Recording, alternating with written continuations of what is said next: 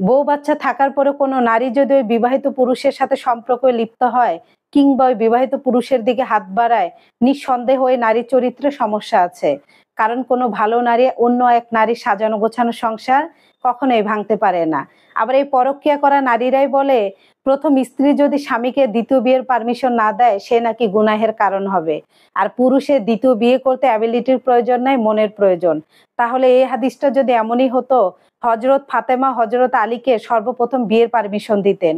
কারণ আমাদের থেকে তারা এই হাদিস সম্বন্ধে বেশি জানতেন। আর হযরত ফাতেমা এমন একজনের কন্যা যার উপরে কোরআন নাজিল হতো। তাহলে দ্বিতীয় বিয়ের কথা শুনে হযরত ফাতেমা কখনোই কান্না করতেন না।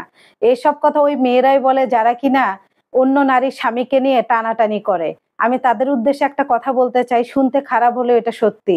আপনি যদি এটাই মনে করেন যে পুরুষের দ্বিতীয় বিয়ে করার জন্য অ্যাবিলিটির প্রয়োজন না মনের প্রয়োজন, তাহলে আপনার স্বামীকে আপনি কেন ছেড়ে আসলেন? আপনার স্বামীর আর্থিক অবস্থা না থাকলেও তার তো মন ছিল। কেন আপনার স্বামীকে আপনি দ্বিতীয় বিয়ে করে সতীন নিয়ে সুখে শান্তিতে সংসার করলেন না? কেন আপনি তার কাছ থেকে ডিভোর্স নিয়ে এসে এখন অন্য নারীর স্বামীকে নিয়ে টানা হেঁচড়া করতেছেন? হাদিসটা আগে ভালো করে জানেন, তারপর বলবেন। পুরুষের দ্বিতীয় বিয়ের ক্ষেত্রে অবশ্যই অ্যাবিলিটির প্রয়োজন। পুরুষ দ্বিতীয় বিয়ে দিন ৩-৪টা করবে আর স্ত্রী গার্মেন্টসে চাকরি করবে। পুরুষ ৩-৪টা বিয়ে করবে আর স্ত্রী অন্যের বাসায় কাজের বুয়ার কাজ করবে। এটা কখনো ইসলাম সমর্থন করে না।